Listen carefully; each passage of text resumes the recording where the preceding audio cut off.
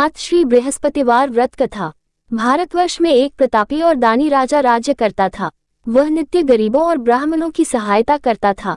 ये बात उसकी रानी को अच्छी नहीं लगती थी। वह नहीं गरीबों को दान देती, नहीं भगवान का पूजन करती थी और राजा को भी दान देने से मना किया करती थी। एक दिन राजा शिकार खेलने वन को गए हुए थे तो रानी महल में अकेली थी।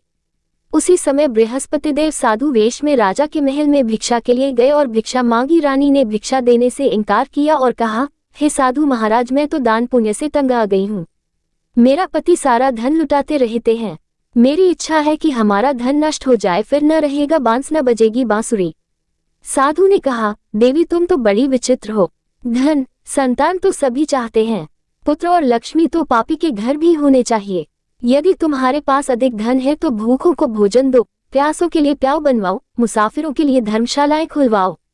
जो निर्धन अपनी कुंवारी कन्याओं का विवाह नहीं कर सकते उनका विवाह करा दो। ऐसे और कई काम हैं जिनके करने से तुम्हारा यश लोक परलोक में फैलेगा। परंतु रानी पर उपदेश का कोई प्रभाव न पड़ा। वह बोली, महाराज आप मुझे कुछ न समझाएं। मैं ऐसा धन नहीं चाहती जो हर जगह बांटती फिरूं। साधु ने उत्तर दिया, यदि तुम्हारी ऐसी इच्छा है तो तथास्तु। तुम ऐसा करना कि बृहस्पतिवार को घर लीपकर पीली ती से अपना सिर धोकर स्नान करना, ती चढ़ाकर कपड़े धोना। ऐसा करने से आपका सारा धन नष्ट हो जाएगा। इतना कहकर वह साधु महाराज वहां से आलोक हो गए। साधु के अनुसार कही बातों को पूरा करते हुए रानी को केवल 3 बृहस्पतिवार ही बीते थे कि उसकी समस्त धन संपत्ति नष्ट हो गई। भोजन के लिए राजा का परिवार तरसने लगा। तब एक दिन राजा ने रानी से बोला कि हे रानी, तुम यहीं रहो, मैं दूसरे देश को जाता हूँ, क्योंकि यहाँ पर सभी लोग मुझे जानते हैं, इसलिए मैं कोई छोटा कार्य नहीं कर सकता। ऐसा कहकर राजा परदेश चला गया। वहां वह जंगल से लकड़ी काटकर लाता और शहर में बेचता।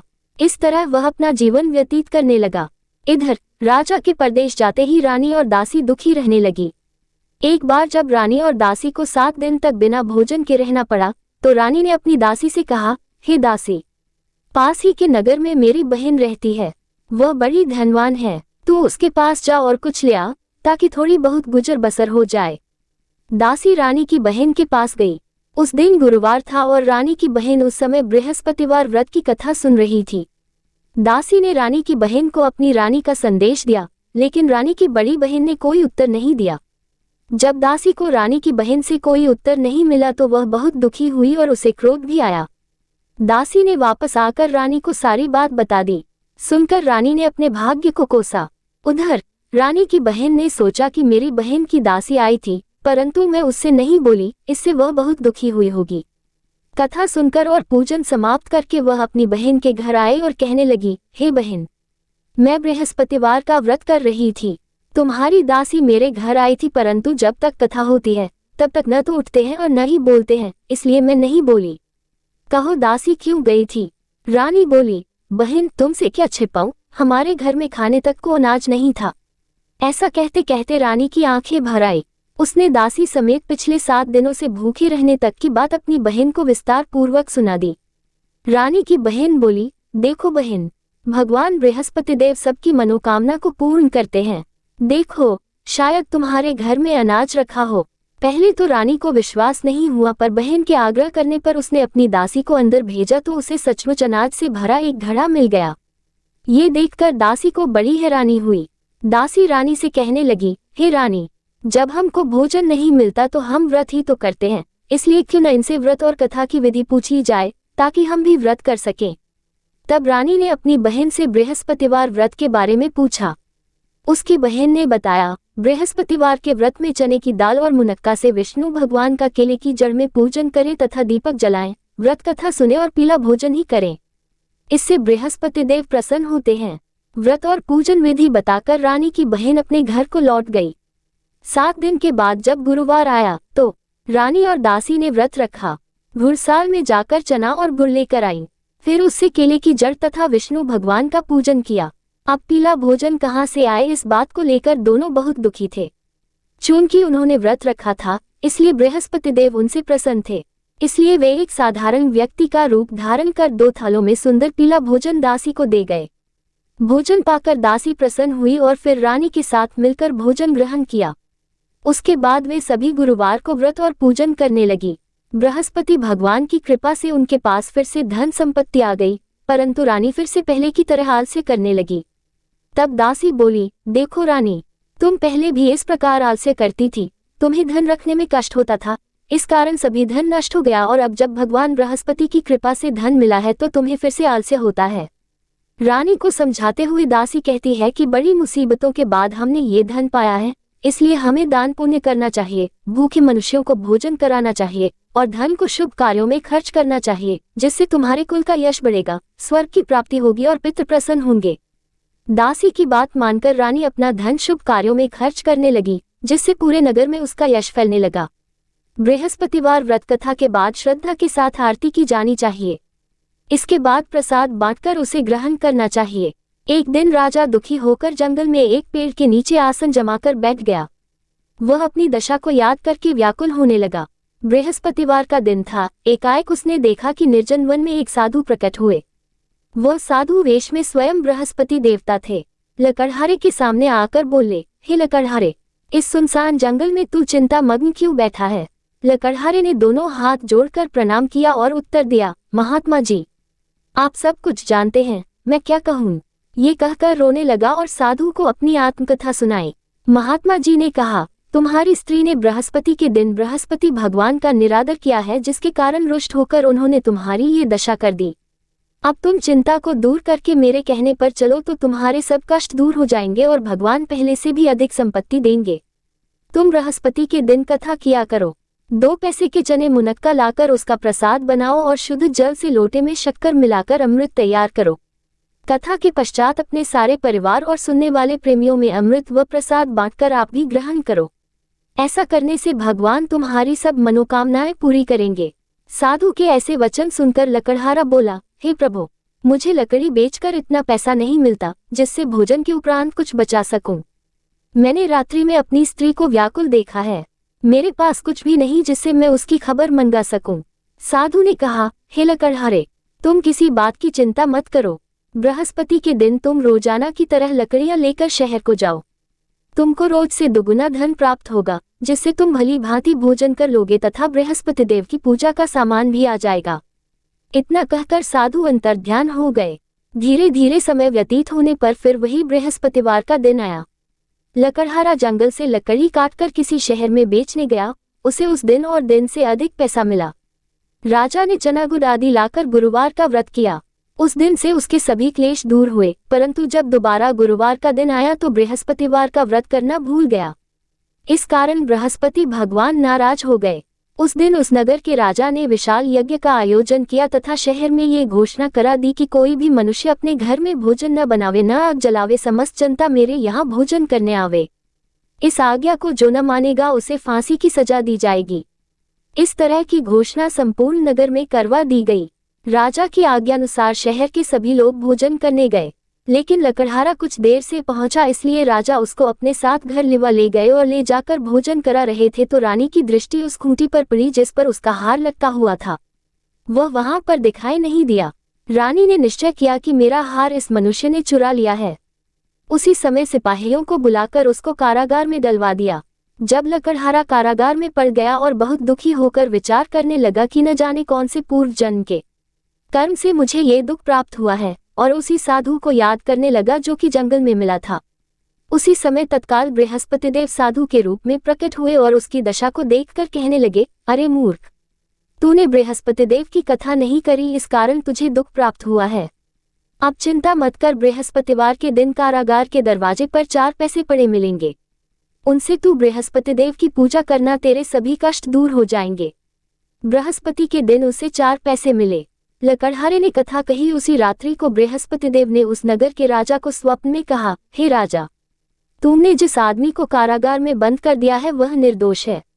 वह राजा है, उसे छोड़ देना। रानी का हार उसी खूंटी पर लटका है। अगर तू ऐसा नहीं करेगा तो मैं तेरे राज्य को नष्ट कर दूंगा।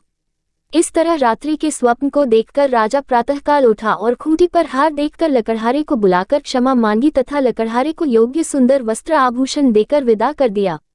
बृहस्पतिदेव की आज्ञानुसार लकड़हारा अपने नगर को चल दिया। राजा जब अपने नगर के निकट पहुंचा तो उसे बड़ा आश्चर्य हुआ। नगर में पहले से अधिक बाग, तालाब, कुएं तथा बहुत सी धर्मशाला, मंदिर आदि बन गई हैं। राजा ने पूछा, ये किसका बाग और धर्मशाला है? तब नगर के सब लोग कहने लगे, ये सब रानी और बांदी के हैं।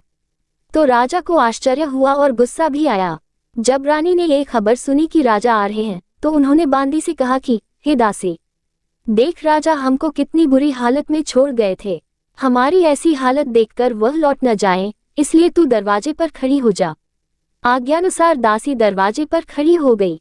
राजा आए तो उन्हें अपने साथ लिवा लाए। तब राजा ने क्रोध करके अपनी रानी से पूछा कि यह धन तुम्हें कैसे प्राप्त हुआ है? तब उन्होंने कहा, हमें ये सब धन बृहस्पति देव के इस व्रत के प्रभाव से प्राप्त हुआ है। राजा ने निश्चय किया कि 7 रोज बाद तो सभी बृहस्पति देव का पूजन करते हैं, परंतु मैं प्रतिदिन दिन में 3 बार कहानी तथा रोज व्रत किया करूंगा। अब हर समय राजा के दुपट्टे में चने की दाल बंधी रहती तथा दिन में 3 बार कहानी कहता। एक रोज राजा ने विचार किया कि चलो अपनी बहन के यहाँ हो आवे। इस तरह निश्चय कर राजा घोड़े पर सवार हो अपनी बहन के यहाँ को चलने लगा। मार्ग में उसने देखा कि कुछ आदमी एक मुर्दे को लिए जा रहे हैं। उन्हें रोककर राजा कहने लगा, अरे भाइयों, मेरी बृहस्पति देव की कथा सुन लो। वे बोले, लो, हमारा तो आदमी मर गया है, इसको अपनी कथा की पड़ी है। परंतु कुछ आदमी बोले, अच्छा कहो, हम तुम्हारी कथा भी सुनेंगे। राजा ने दाल निकाली और जब कथा आधी हुई थी कि मुर्दा हिलने लग गया, और जब कथा समाप्त हो गई तो राम राम करके मनुष्य उठकर खड़ा हो गया। आगे मार्ग में उसे एक किसान खेत में हल चलाता मिला। राजा ने उसे देख और उससे बोले, अरे भैया, तुम मेरी बृहस्पतिवार की कथा सुन लो। किसान बोला, जब तक मैं तेरी कथा सुनूंगा तब तक 4 हरया जोत लूंगा। जा अपनी कथा किसी और को सुनाना। इस तरह राजा आगे चलने लगा। राजा के हत्ते ही बैल पछाड़ खाकर गिर गए तथा किसान के पेट में बड़ी जोर का दर्द होने लगा। उस समय उसकी माँ रोटी लेकर आए। उसने जब ये देखा तो अपने पुत्र से सब हाल पूछा और बेटे ने सभी हाल कह दिया। तो बुढ़िया दौड़ी दौड़ी उस घुड़सवार के पास गई और उससे बोली कि मैं तेरी कथा सुनूंगी, तू अपनी कथा मेरे खेत पर चलकर ही कहना। राजा ने बुढ़िया के खेत पर जाकर कथा कही, जिसके सुनते ही वह बैल उठ खड़ हुई तथा किसान के पेट का दर्द भी बंद हो गया। राजा अपनी बहन के घर पहुंचा। बहन ने भाई की खूब मेहमानी की। दूसरे रोज प्रातःकाल राजा जगा तो वह देखने लगा कि सब लोग भोजन कर रहे हैं। राजा ने अपनी बहन से कहा, ऐसा कोई मनुष्य है जिसने भोजन नहीं किया हो, मेरी बृहस्पतिवार की कथा सुन ले। बहन बोली, हे भैया, ये देश ऐसा ही है कि पहले यहाँ लोग भोजन करते हैं, बाद में अन्य काम करते हैं। अगर कोई पड़ोस में हो तो देख आऊं। वह ऐसा कहकर देखने चली गई, परंतु उसे कोई ऐसा व्यक्ति नहीं मिला जिसने भोजन न किया हो। अतः वह एक कुम्हार के घर गई जिसका लड़का बीमार था। उसे मालूम हुआ कि उनके यहाँ 3 रोज से किसी ने भोजन नहीं किया है। रानी ने अपने भाई की कथा सुनने के लिए कुम्हार से कहा। वह तैयार हो गया। राजा ने जाकर बृहस्पतिवार की कथा कही, जिसको सुनकर उसका लड़का ठीक हो गया। अब तो राजा की प्रशंसा होने लगी। एक रोज राजा ने अपनी बहन से कहा कि हे बहन, हम अपने घर को जाएंगे, तुम भी तैयार हो जाओ। राजा की बहन ने अपनी सास से कहा।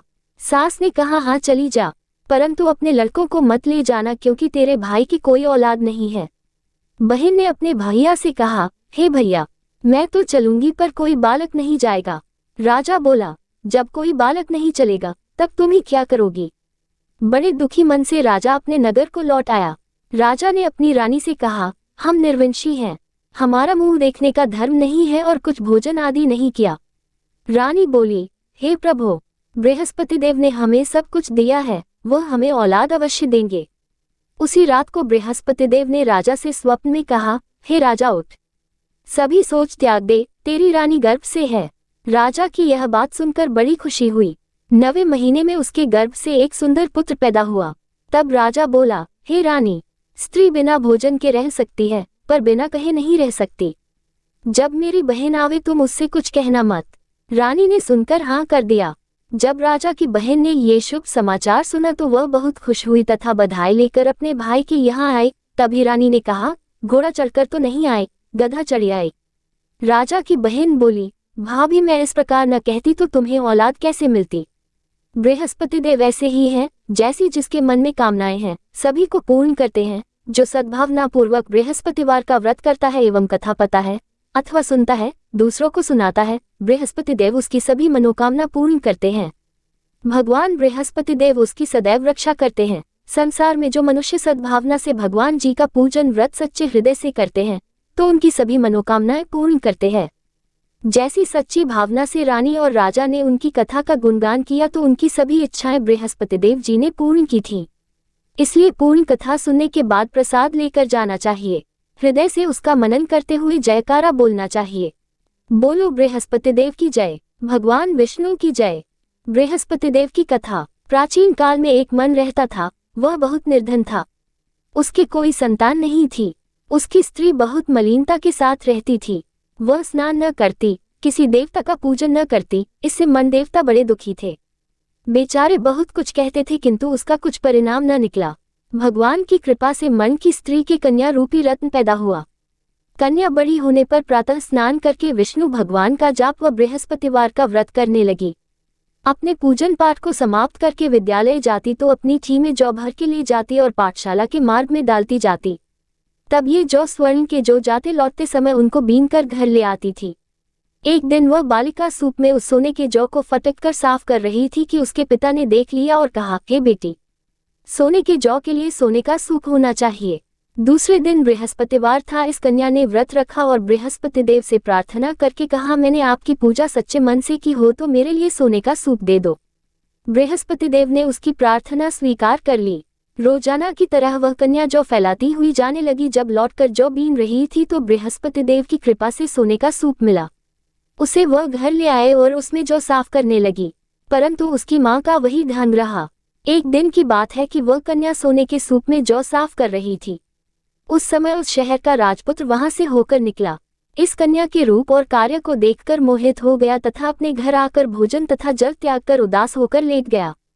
राजा को इस बात का पता लगा तो अपने प्रधानमंत्री के साथ उसके पास गए और बोले, ही बेटा, तुम्हें किस बात का कष्ट है? किसी ने अपमान किया है अथवा और कारण हो सो कहो, मैं वही कार्य करूंगा जिससे तुम्हें प्रसन्नता हो। अपने पिता की राजकुमार ने बातें सुनी तो वह बोला, मुझे आपकी कृपा से किसी बात का दुख नहीं है। किसी ने मेरा अपमान नहीं किया है, परंतु मैं उस लड़की से विवाह करना चाहता हूं जो सोने के सूप में जौ साफ कर रही थी। ये सुनकर राजा आश्चर्य में पड़ और बोला, हे बेटा, इस तरह की कन्या का पता तुम ही लगाओ, मैं उसके साथ तेरा विवाह अवश्य ही करवा दूंगा। राजकुमार ने उस लड़की के घर का पता बतलाया। तब मंत्री उस लड़की के घर गए और मन देवता को सभी हाल बतलाया। मन देवता राजकुमार के साथ अपनी कन्या का विवाह करने के लिए तैयार हो गए तथा विधि विधान के अनुसार मन की कन्या का विवाह राजकुमार के साथ हो गया। कन्या के घर से जाते ही पहले की भांति उस मन देवता के घर में गरीबी का निवास हो गया। अब भोजन के लिए भी अन्न बड़ी मुश्किल से मिलता था। एक दिन दुखी होकर मन देवता अपनी पुत्री के पास गए। बेटी ने पिता की दुखी अवस्था को देखा और अपनी मां का हाल पूछा। तब मन ने सभी हाल कहा। कन्या ने बहुत सा धन देकर अपने पिता को विदा कर दिया। इस तरह मन का कुछ समय सुखपूर्वक व्यतीत हुआ। कुछ दिन बाद फिर वही हाल हो गया। मन फिर अपनी कन्या के यहाँ गया और सारा हाल कहा तो लड़की बोली, हे पिताजी, आप माताजी को यहाँ लेवा लाओ, मैं उसे विधि बता दूंगी जिससे गरीबी दूर हो जाए। वह मन देवता अपनी स्त्री को साथ लेकर पहुंचे तो अपनी मां को समझाने लगी, हे मां, तुम प्रातःकाल प्रथम स्नानादि करके विष्णु भगवान का पूजन करो तो सब दरिद्रता दूर हो जाएगी। परंतु उसकी मां ने एक भी बात नहीं मानी और प्रातःकाल उठकर अपनी पुत्री के बच्चों की जूठन को खा लिया। इससे उसकी पुत्री को भी बहुत गुस्सा आया और एक रात को कोठरी से सभी सामान निकाल दिया और अपनी मां को उसमें बंद कर दिया। प्रातःकाल उसे निकाला तथा स्नानादि करा के पाठ करवाया तो उसकी मां की बुद्धि ठीक हो गई और फिर प्रत्येक बृहस्पतिवार को व्रत रखने लगी। इस व्रत के प्रभाव से उसके माँ बाप बहुत ही धनवान और पुत्रवान हो गए और बृहस्पति जी के प्रभाव से इस लोक के सुख भोग कर स्वर्ग को प्राप्त हुए। सब बोलो विष्णु भगवान की जय, बोलो बृहस्पति देव की जय। आज की कथा अच्छी लगी हो तो वीडियो को एक लाइक जरूर करें और कमेंट बॉक्स में विष्णु भगवान की जय जरूर लिखें।